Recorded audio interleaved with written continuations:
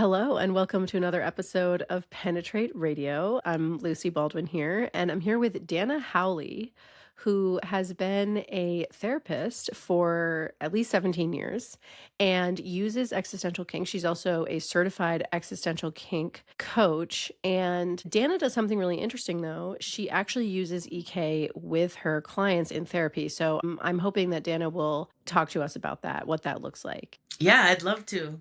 It's one of my favorite things to talk about. I guess I would start by saying that the psychology program the clinical psychology program that I was trained in had an existential humanistic focus, which not a lot of master's level clinical programs have. That was pretty rare. I mean, there are little pockets of them. It's pretty niche. Dana, sorry to stop you. Can you just explain for our listeners what that actually means? Like, what are you looking at with this existential humanistic approach? The existential humanistic approach begins with like the givens of existence and these polarities of life and death, uh, responsibility or guilt and freedom, choice, and that these are all polarities that are really all sub polarities of the life and death idea. Got it. So that was foundational. It was foundational, right? That when we were sitting with clients, we were supposed to kind of have this underpinning or backdrop of what is it like for this person to be alive in the world, in relation to themselves, in relation to this idea that we're going to die, even kind of having the pretense that everyone has, and this may be where I learned shadow for the first time, is that everyone has a sense that they're going to die, but they don't. It's the denial of death. And so that's a big piece of existentialism or existential humanistic psychology, is that we're denying this idea that we're going to die, and we do everything um, to fluff up the fact that we don't have to think about it, or we don't have to integrate it. But the way I was trained says that that's kind of the key. The way out is to reconcile that opposite within oneself, and that's going to bring the ease of suffering, or that's what's going to make someone feel relief from meaninglessness or nihilism, is accepting that we really don't know, like we really can't control meaning versus meaninglessness, and having to kind of surrender to life as a process, as a way of really living, like embracing the dying as a way to really live. So Wow. that was where it started for me with psychology. Wow. That's an amazing start. I'm just like, yes, yes, yes. I like this. I like this a lot. That feels so resonant. I can feel it in my body as you're talking about it. Me too. Me too. And I love that. Where it gets tricky for me, like the hardest part of what I do, is that there's a pretense of therapy. There's a pretense that I have to be the therapist. It's an expectation, and people expect the therapist to maybe not be so challenging or penetrating or suggestive about these darker things. And there's a sense that, like, I'm going to go to a therapist and they're going to protect me from that, and they're going to say, no, you're not going to die, you're only going to live. And like, and nothing in your, everything is, they're expecting this like buoyant kind of uplifting thing. And I have a part that loves to play that in spades. I could do that, but that's um that's not what I'm interested in. It's not how I was trained. And what I really would like to do is go after the opposite.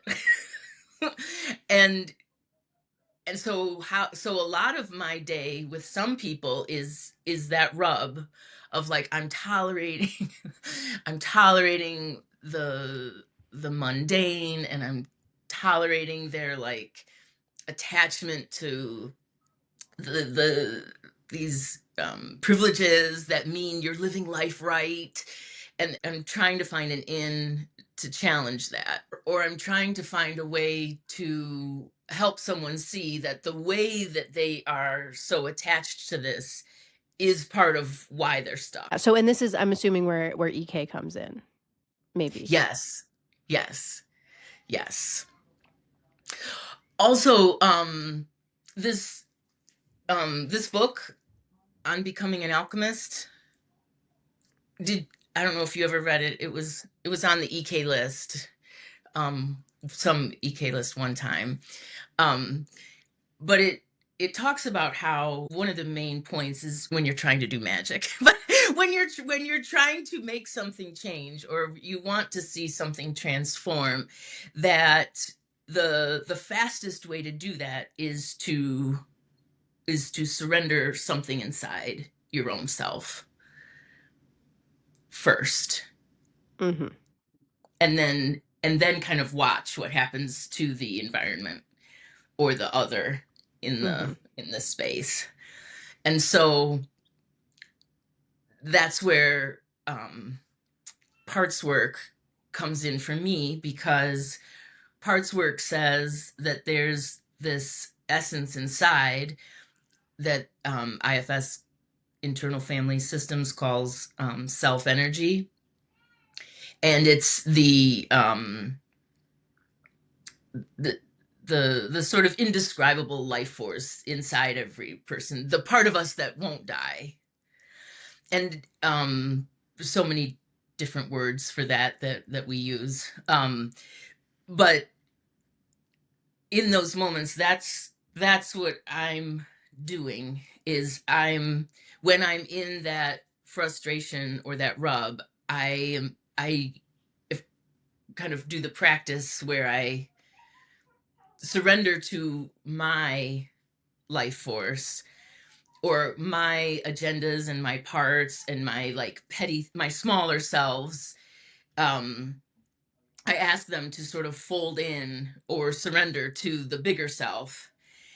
And and as I'm doing that, then something does kind of change. And even if it's not the other person, and they get, maybe they don't get some big insight, but at least my field is now a little bit more neutralized and expansive. And then I'm just intending that that is contagious, and that whatever like tiny sense of expansion um, that they might, pick up on it, that it will affect them in a positive way. Beautiful.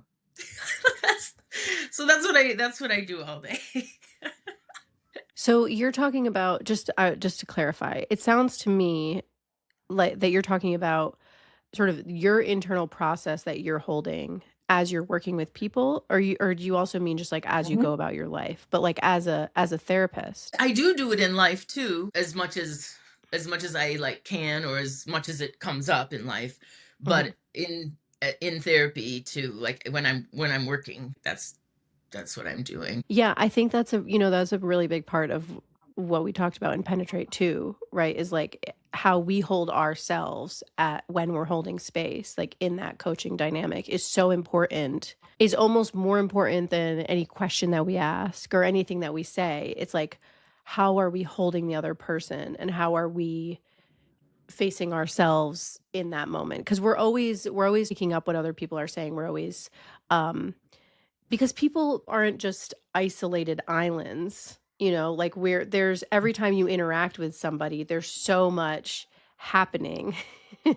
Like on a hormonal level, on a verbal level, on a like physical level, and then internally, like just the feelings that their words evoke for us that have so much meaning to us based entirely on our own experience. And so there comes with just a whole multitude of ways that we can receive something that has so much to do with our own experience. And so how we process and alchemize that in that moment with the client. This is what I'm seeing in what you're saying is like is so Yeah. crucial. And it sounds like that's what you've been doing almost from the very beginning. Well, would say the EK thing really um amplified and really like woke up my existential roots. So it's kind of like it was on the back burner, the reconciliation of opposites and also the field and like the islands with that you were saying and everything that's influencing them and attuning to that was there kind of from the beginning. Mhm. um but but I think something really kicked up in my own practice and like the um yeah, just in the desire to connect that way or to be influential that way, that really came yeah, came alive or got reborn in me when I started EK. And what yeah, I'm thinking, when did I? It was maybe like 2021, something like that, 2020. And, yeah, I'm curious to hear, like, just about your experience with it and yeah, yeah, like, what that was like. I think the first really big breakthrough I had was with eating, like my own little personal. Is that what you're asking? Yeah, Like yeah, a yeah, personal yeah, way? Yeah. yeah. Yeah. Um, and so I used to binge eat quite a bit. And there was one time when I had really overdone it and um I was I was laying down because I had really overdone it. And I had this idea that I should challenge myself that I like this because I had started in on the like, oh no, I've done it again. Like my goals are out the window and here comes spring and I have this outfit, like all of the fuck, what and so like just to kind I was like, okay, let's turn it around. Like I love this. I love we love to eat. We love to feel this full. We love to be stuffed. We love to like not be able to do anything but just lay here. And I tried to just kind of what else do I am I liking about this? And it finally kind of dropped into this thing like I can just lay here and dissociate. And this is what I need. I need to lay here and just be out of it. And and it was like a witness came in and said, just give that to yourself. You don't have to eat to do that. And you could oh well, I think um a big piece of it was the yes to everything. Um so being able to laying there feeling so full, being kind of mad at myself, trying not to be mad at myself because I'm self-compassionate about eating now, like the war and finding and instead of that just finding the yes underneath everything that's happening. Mhm, um and and this sort of like leap of faith at one point that there is a yes or that um in a sense, well, like that dissociation was approved of or could be a yes, or like checking out or being off the hook could be a that there was a yes to that I could count on or like lean into like energetically or spiritually. mhm, And and then when that did turn out to be the way out or like the freedom or the untying of that bind, then then that led to more um that led to more yeses about things that are normally no, um like anxiety and depression. So with clients, there it's and yeah, it's really hard for, um for your just a standard client to come to a session and be super super anxious or super super depressed, and for like, and I don't say this first, but the first thing I want to say is yes, like, yay, you're so depressed, or yay, you're so anxious, like, we can work with this. But that's not usually what the attunement, like, that's not attuned, that's not like aligned. Usually it's usually this sort of like, okay, where are they saying yes, where are they saying no, like, what are their actual symptoms, where is it showing up in the body, like somatically, and I'm trying to read their body language and kind of read where I can sense the contraction or where it's not contracted. um but I am holding that yes underneath all of their, and sometimes they can feel that, and um I can sense that they can feel that, and then something shifts or helps in the session. um but not always. um and it's then too that, like, a part of me just wants to go, you just need ek. Like, just, you go read the book and have it click for you, and then come back to me. you know so I get, I but yeah. But I do think there is an art to the slow seduction of inviting them into finding the yes, right? It sounds like that's part of what you're Right, doing is this like slow right, seduction of letting them find the places where there is a yes and working from there. right, right. Even um for a lot of people, depression is, um like, congested anger turned on the self instead of expressed. It's like, and I'll sometimes just kind of start to validate the positive, like, I'll put like a positive spin on how they're like holding all of that against themselves. um or just even acknowledging like acknowledging the symptom, and kind of having a sense of awe about it, like, wow, you're you you're holding these things, or you're letting these things, like, you're bearing the weight of these things. And just even, what is that like? And almost as if, like, a child seeing something new, and the parent like has this affect to match it.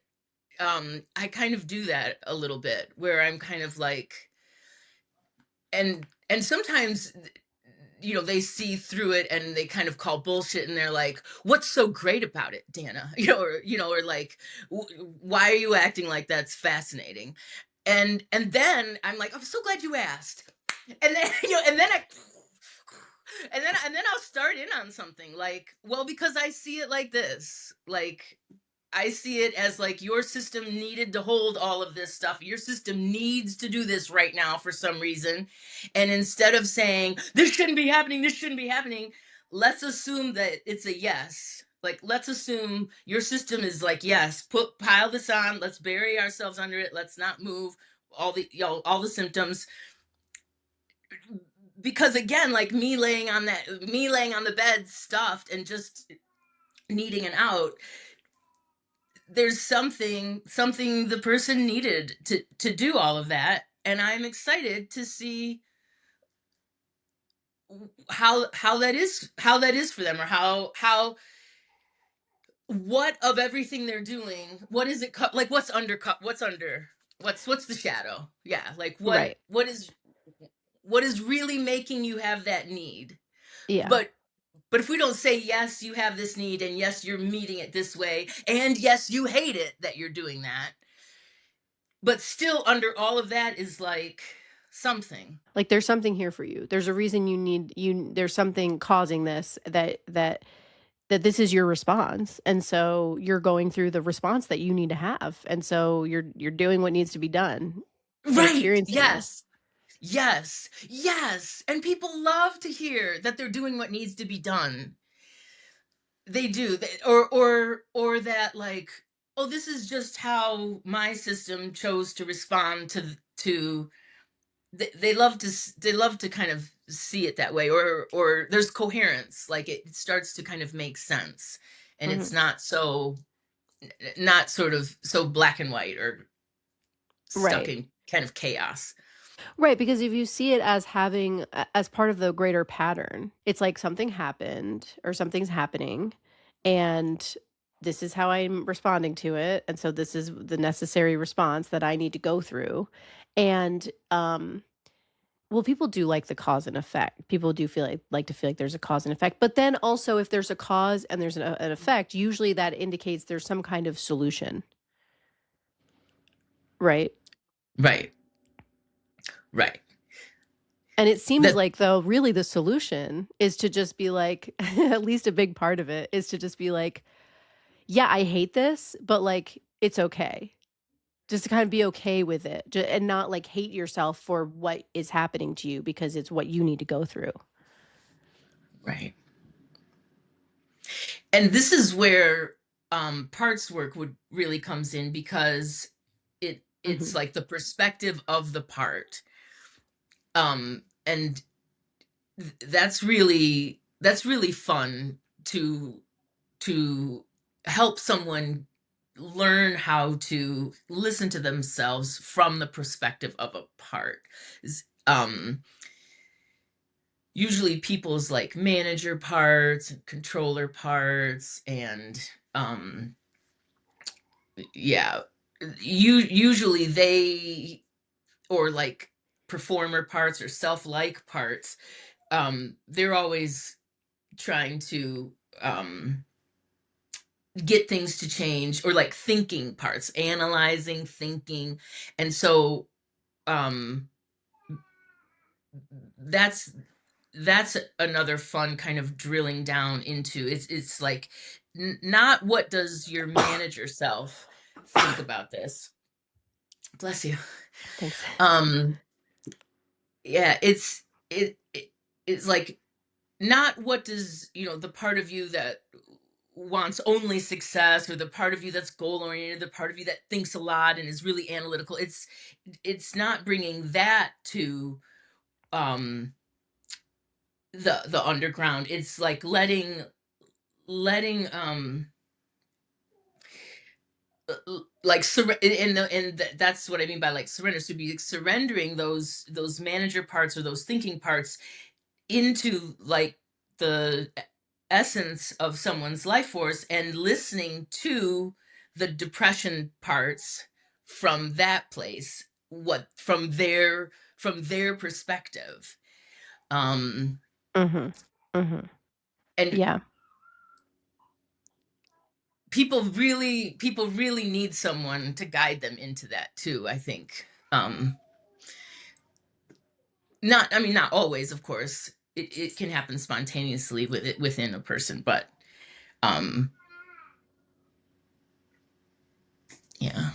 Yeah. I mean, I just feel like parts work is so, so powerful or helpful for me personally because I feel like I can get where I'm like, well, it's this, but it's not this. And it's this, but it's not that. It's like we get so confused trying to understand ourselves. And when we see ourselves as having these different parts that are not always completely aligned, we can make sense of why it is that there is so much conflict, why sometimes it's this way, but then sometimes it's not. And Yes. it helps us kind of, and then also like what you're saying with the manager part, it's like for me, I'm like, okay, how do I that manager part that wants to kind of control and like and have everything like work smoothly and be easy and whatever. It's like for me, I'm like, okay, manager part, well, you've got some other parts that you need to take care of.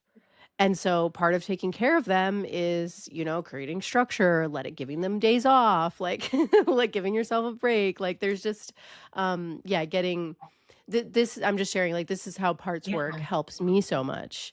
Um yeah. Right. Yeah, and EK Right. almost sort of forces the idea of parts work because I mean, the way that I always frame it is like there's a part of me that likes this. I may never be consciously aware of that part, but there is a part of me that is getting off of on this. And so it's working with that part and letting that part speak and giving that part some acceptance and approval. That's so much of what EK is about. Yes. Yes. Yeah, and something that you shared about that example reminded me of lately I've been asking my parts to work together. Like, you guys, let's just work together. Like that's like a like if it's a because like when you said like the managers that want to control, like they good job you guys, but you have to consider that the other parts that are maybe doing it have other needs or need a break. And so this idea of let's do it together. Mhm. Let's be a team, you guys.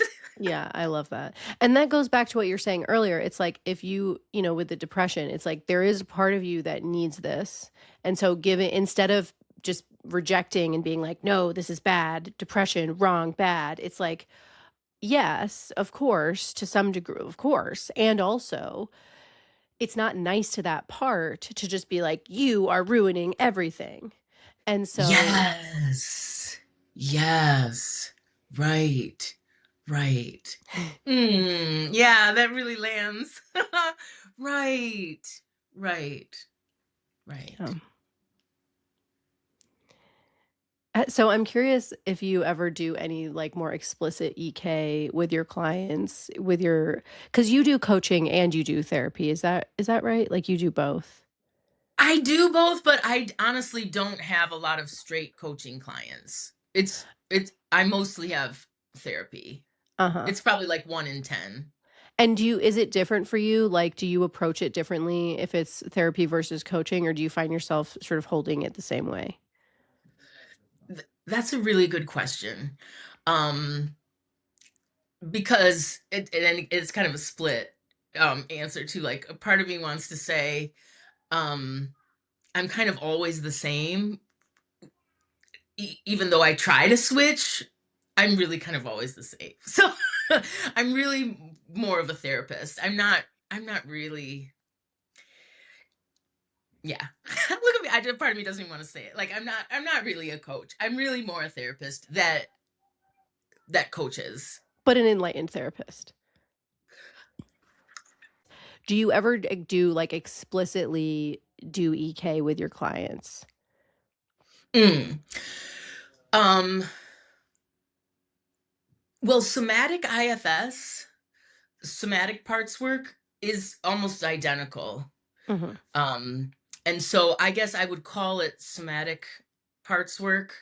Um but it would be like guide the person into a relaxed state so that their parts have enough room to not blend or take over, and then kind of feeling that sense of self and like the self essence, capital S, and then like feeling where the pull of the undesirable thing is, or just where any kind of sensation or contraction is, and then welcoming it with a lot of approval and sending it that life force energy to welcome it and let it know it's there, and then asking it what is it getting off, or either what is it needing, what is it wanting, what is it like, what does it want for you, Mhm. and then playing with it that way. um so I do that. There are other aspects of EK, of course, other than that, but I probably do that the most. Mhm. Is like a like a focusing on the body and then sensing what's present and starting with the biggest sensation. Mhm. Amazing. And I'm curious, so you have a web, is it drdannahowley.com? Is that your website? It's just danahowley.com. Dannahowley.com. Okay. Mhm. I will put the link in the description for people if Okay. anybody wants to discover you. I'm curious if Okay. somebody wanted to work with you, what is there, do you have what's available to them? Um, well, I was thinking about this the last week about how um like the climate of the world and politics and like this country, our country, and like that yes underneath of it all, like the cosmic yes that every that that there is that this is all actually being approved of on a cosmic level um is really tricky. It's really it's really hard. It's really hard to like I think if people come for EK directly, we can kind of have this understanding. You, and we can have the language around um the whatever it is, the great mystery of the cosmos, the intelligence of the cosmos is a pre is in approval of everything that is happening right now, and it would they would also be in approval of justice and like a reversal of power or like putting things more right um instead of so much systemic injustice. um but it's very hard to um maybe it's not even that necessary, but I think about that that's comes up for me a lot when I'm sitting across from someone, that the conversation we're having, I'm willing at the end of it all, or I'm willing for the bottom line of it all to be, it's a yes, like no matter how shitty and ridiculous it is, it's a yes from a certain perspective. um Yeah, I think but with Yeah, because it's a whole philosophy, and any philosophy, you test it. You test the coherence of a philosophy by taking it to the extremes. And when you take this philosophy to the extremes, it's really hard. We're being tested to reconcile with the current world order, right? And right, so it right, is, and I think that this is where discernment comes in, right? It's like we can have discernment about what we're, and I think something that Layla and I talk about a lot is like having approval for your no also. And so I think there's a big, it's like we can hold this truth and we can also have approval for our own fuck no to the things that are happening in the world right now. And I think we can just live with that and also understand that we are just living in such a tiny blip of the full spectrum of existence, and so we truly don't know the bigger pattern that's going to emerge, and so um right. yeah, just being in the mystery of that and also having approval for our fuck no, and then holding the Thank you. discernment to have it at the more like personal interpersonal level, and in ourselves and in the people that we're working with. Thank you. Thank you. Even just that's a nice transmission. That's helpful. Right. Approval of the fuck no. Right. Like the like approval of the righteous anger. Yeah. Right. Yeah. And in Or having that approval of the protest. Even. yeah, and in having that approval, we can also hold it in a way that's healthy, um, Right. and not have it Right. have to like take over our lives and get really like swept up in the, because this is also that kind of, if you don't have approval for those sorts of parts, also you end up becoming the thing that you're trying to destroy, right? It's like you end up, and Right. I do see this happening in some places where it's like the desire to bring alignment back leads to like swinging too far in the other direction. And it's like we need to have that. So we need to hold the center, the true, like discerning, approved of, like fuck no to what is wrong, and then um be able to see that in whatever shape it's coming. Mhm. Yes. Yeah. Yep. I agree. Yeah, we live in some really interesting, like juicy times. Mhm. Mhm. Mhm. Power and powerlessness. Hmm. Mhm. Yeah. Mhm. Yeah, it seems like the collective is really getting off on that polarity right now. That's a really good way of Yes. framing it, power and powerlessness. Yeah. Yeah. Yeah. Yeah.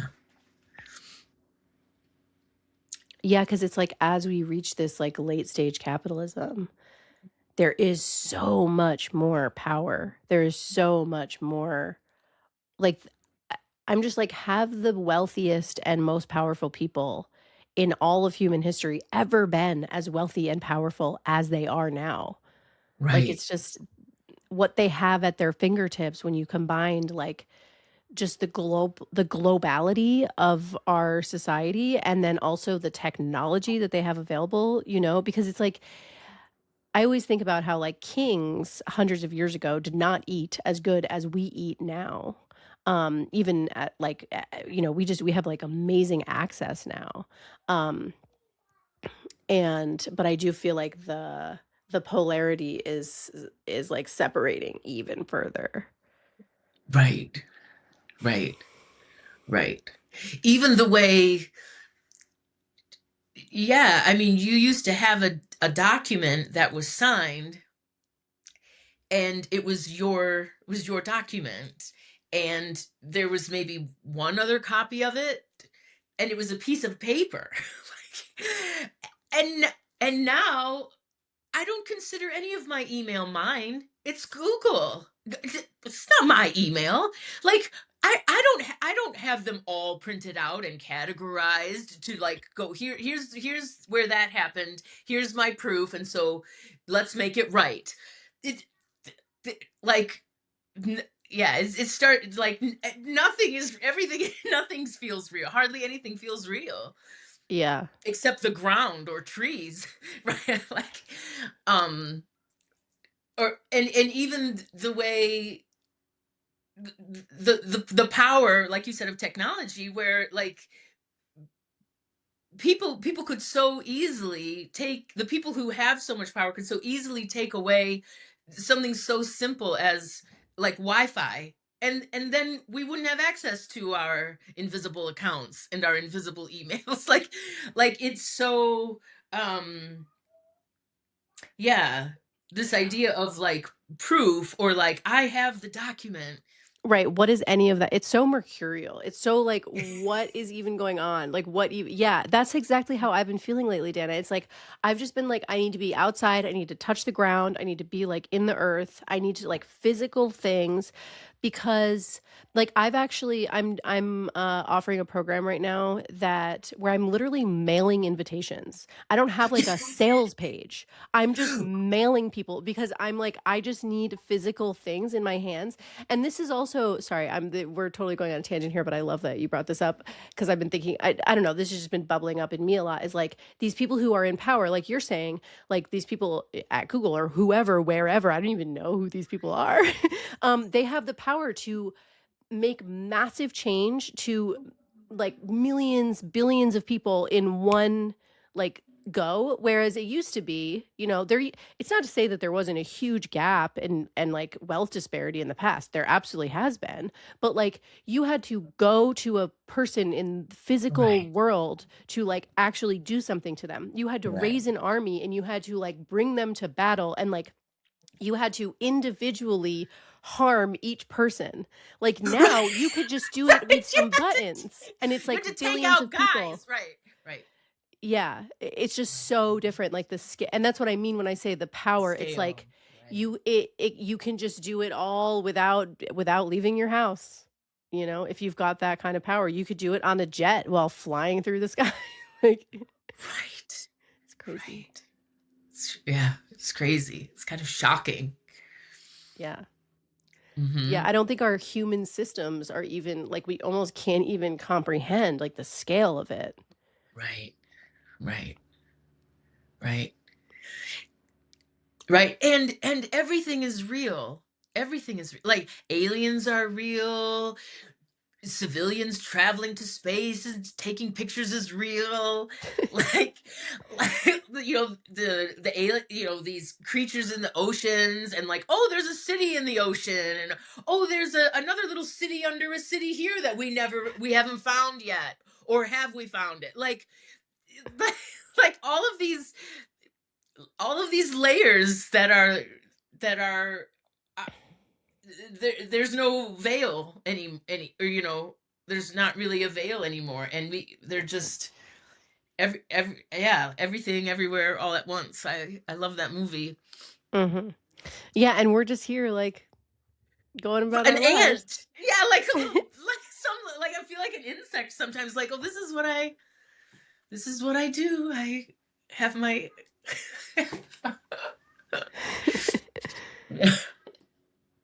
Yeah. but Yeah. But this is why I just to bring it back full circle, what you were talking about in the beginning, which I was really like feeling a lot when you were talking about it, like what it means to even be a human, like what it means to even exist is I think I agree. I think it's a crucial piece of everything that we experience. Like to be human is to have this finite time and to have this yes, sort of also though like finite control. Like you have to kind of surrender to certain like we just kind of have to take it as it comes. Because if we try to control everything, it's impossible and it gets away from us and it ends up just like torturing. We just torture ourselves. Um, and in a way, it's like the people who are in power are both almost inhuman in how much power they have. Like I feel like how does right. that distort the human experience? And at the same time, they are still subject to the laws of nature. And so they also have an undefined finite amount of time. Yes, And so they can never escape their humanity. Nobody can. that feels so good. That feels so good. Like, I can feel that. I mean, that is a great comfort. Yeah. Even if it means even if it means all of humanity is wiped out because of some of the decisions that these people make. I don't know, I still find the consequence of that satisfying. And the idea that, like, well, then life starts again, or it doesn't start again, or something else is created after that, but like, maybe I'm finding a little sanctuary in the impermanence of it. Like, when you say, like, they're still subject to the laws of nature, like, no matter how much power they can wield. Mhm. Well, I'll tell you, I went on this big prepper thing when I was in my early 20s. After had my first daughter, I got really obsessed with the idea of like prepping. Like I have to be able to survive whatever it is that is coming. Um, and got really carried away because I had a new baby and I was young and I was just like terrified. I suddenly became terrified with like the idea of dying and like getting wiped out by whatever. And then I did get really into that, and then I eventually integrated the like, no, you're gonna die anyway. Why do you want to survive the apocalypse? I mean, maybe I will. Who knows? But it's like I had this idea of like I have to be the one to survive the apocalypse because of the terror of what's ultimately a terror of death. But it's like but something as a wise older lady that I hang out with in the sauna at the gym said to me recently, "I gotta die of something." Right. And when people say that, there used to be a part of me that was like, no, no, you don't. No, let's hang on. Let's try it. But right. It again, it is such a comfort, because I even think about that now in terms of the prepping. Like, I wish I knew how to get electricity from the ground, and I would love to be able to learn how to make a toilet outside or something. Like, I feel like I should have these basic skills. Electricity and a toilet, and what happens when, yeah, That's so the funny, toilet. Look, what about food, Dana? Food. You need food? Toilet. yeah, I know somehow in this scenario food is just a given. I guess I haven't, maybe I Haven't gone down the rabbit hole, the obsessive rabbit haven't hole. gone down the food rabbit hole, right? Maybe a lifetime of binging is like, I'm saving up for, I'll survive in the apocalypse. Yeah, but I think like what I've ultimately realized, and I have to come back to this regularly, is like I want to live my life not from a place of fear, right? So being obsessed with what if actually was bringing me more stress than comfort. And so that whole prepping thing, which isn't to say, I think there's a lot of people who do it and they just have a great time with it. But for me, it was coming from a place of like fear and stressing me out. And then Right. when I could just let it go, like, I don't know what's going to happen, you know? Anyways, this has been such a Yes. lovely and wonderful conversation. Thank you so much, Dana, for Oh, chatting it's with been me so and fun. sharing. And yeah, dear listener, I will put Dana's website in the description so you can find out about working with her. Thank you. Thank you so much. Thank you so much for listening to another episode of Penetrate Radio. I have a free guided existential kink practice. If you are somebody who is new to this work, if you're new to EK, if you haven't read the book, if you're just not a reader, or if you need a refresher, you can get this. You can download it right now for free and use it to learn how to do EK and just follow along as a guided practice. It is meant for beginners. So I just want to let you know that that's available, and you can find it at the link in the description. Also in the link in the description, you can find more information about our membership Dominion, a field of radical approval. Dominion is less than the cost of a single manicure each month, and it's just a wonderful place to do this work in community. We have seen time and time again that being witnessed and witnessing others in this work is wildly helpful and validating. The last thing I want to mention is that a lot of our guests talk about the coach certification program Penetrate that they went through with myself and Layla. I want to let you know that we are going to be offering that same program again in 2027, and you can find a wait list in that same link if you're interested in getting information about that when it becomes available. And I think this goes without saying, but if you see anyone else offering a program called Penetrate that is also a coach certification program related to this kind of work, that is absolutely not the same program that Layla and I have taught and that the people in this podcast are talking about when they talk about our coach certification program, Penetrate. So I just wanted to make that super clear. Layla and I share a lot of hard-won wisdom through that program. So if we're not the ones teaching it and offering it, then it is definitely not the same program. Thank you so much for listening to another episode of Penetrate Radio, and I will see you in the next one. Ciao.